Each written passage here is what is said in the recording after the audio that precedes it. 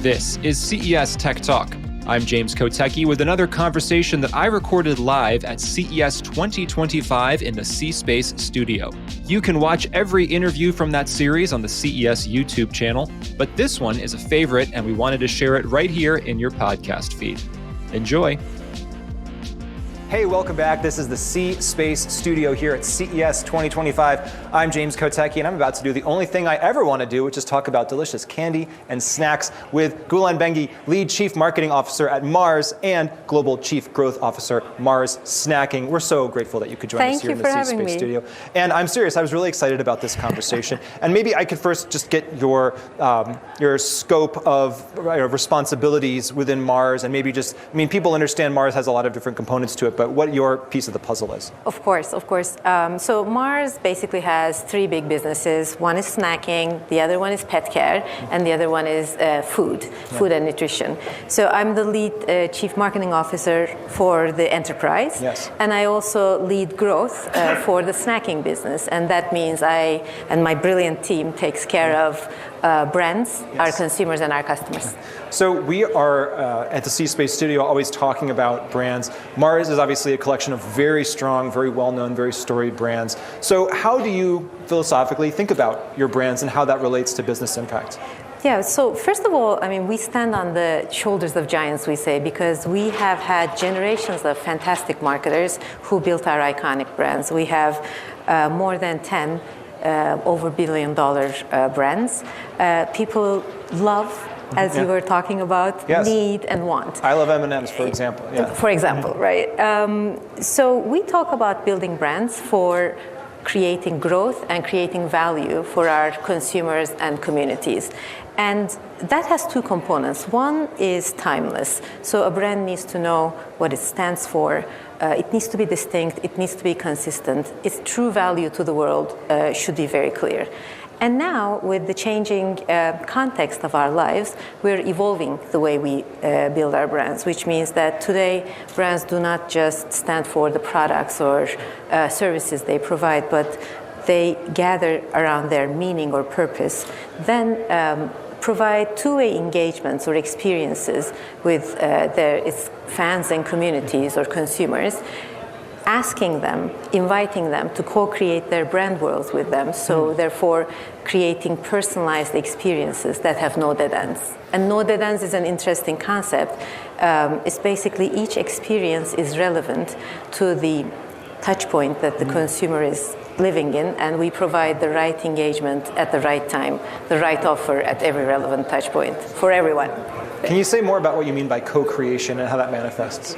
Yeah, so co-creation is basically, we think about our brands as an experience, as a brand world, and we're inviting our consumers. For example, it can be in many things. We have our iconic Snickers brand, and you would know you're not you when you're hungry, right? So everybody makes hungry mistakes, and that has been the premise of Snickers for over a decade, that Snickers satisfies. Now, the co-creation, for example, one of the edge cases that we just did is first of its kind using generative AI. This summer, we asked a very famous European soccer coach, Jose Mourinho. We partnered with him to create his generative AI likeness and enabled the soccer fans and Snicker fans to banter with their friends. So if, for example, James, you have a horrible hungry mistake, I would put in WhatsApp actually to Jose Mourinho AI, hey, James did this during because he was hungry, and he would create a fully personalized roasting for you. Oh, great. And then I would send it to you, and that's a connection that we use, and that's a co-creation in engagement that is between fans. Another type of co-creation is actually in product. We're just launching this month, actually, our first ever gaming brand, which is called the Respawn, together joint venture with the famous gaming lifestyle brand Razer. Yes.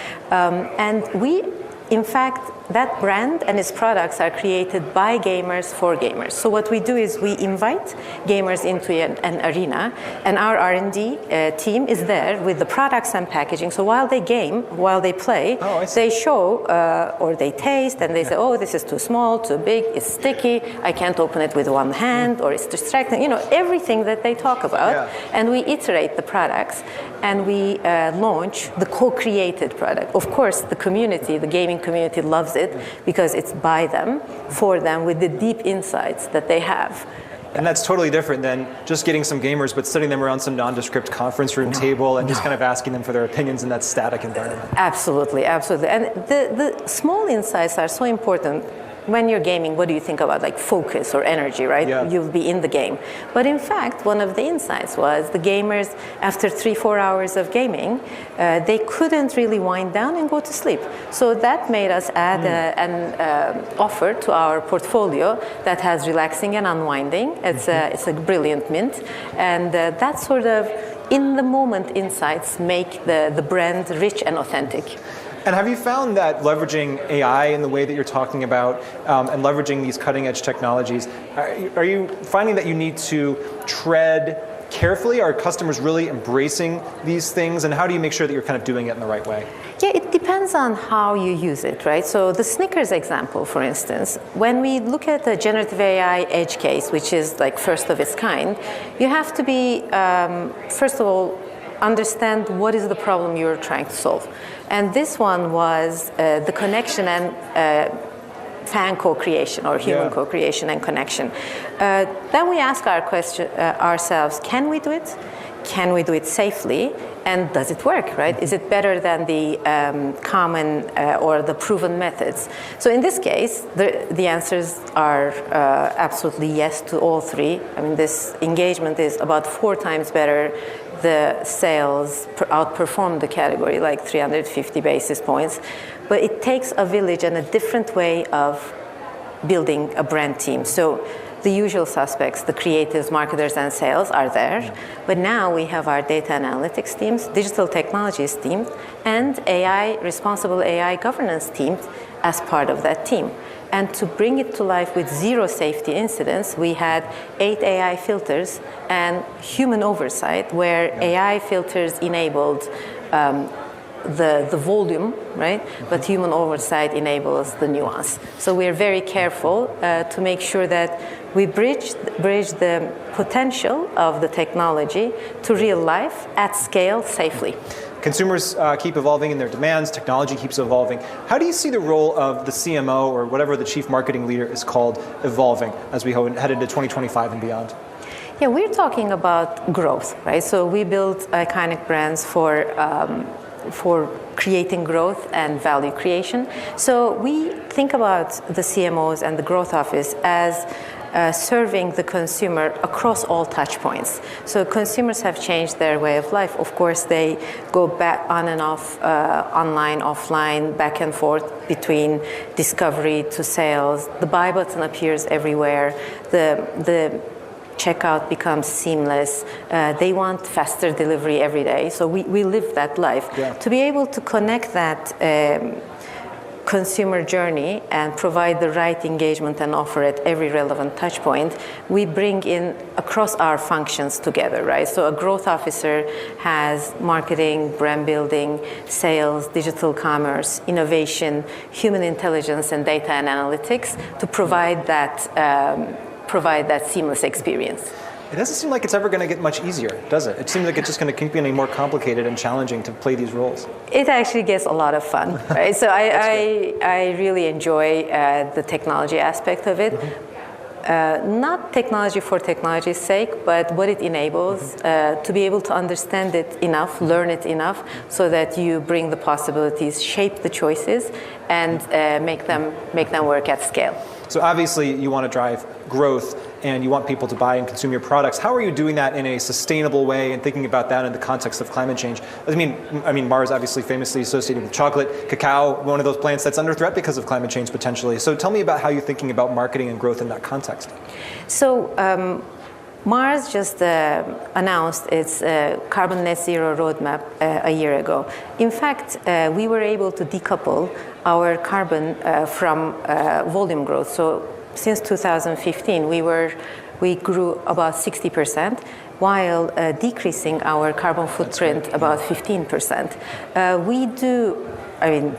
It's enabled by science and technology, obviously, but we also believe in using the power of our partnerships. So we use, of course, science and technology. We utilize the suppliers, but also we now started a new initiative called Unreasonable Food Initiative, where we have the key climate or sustainability challenges we have. And the Unreasonable Group, our partner in this initiative, scours the world for entrepreneurs who have breakthrough technology, in technology or in business model that solves these, that are beyond proof of concept and are looking for support and mentoring to scale their technologies. So that we just announced our first 14 inaugural cohort, and every year we introduce another about 10 entrepreneurs, which will help us get to carbon net zero by 2050, which will contribute to helping us. When we get to that goal, I'm sure you'll be celebrating with a snack. What's your favorite snack? Oh, I can't pick among my children, but I do love chocolate. Well, it's been fantastic catching up with you. Gülen Bengi of Mars Snacking. Thank you so much for joining us. Thank you.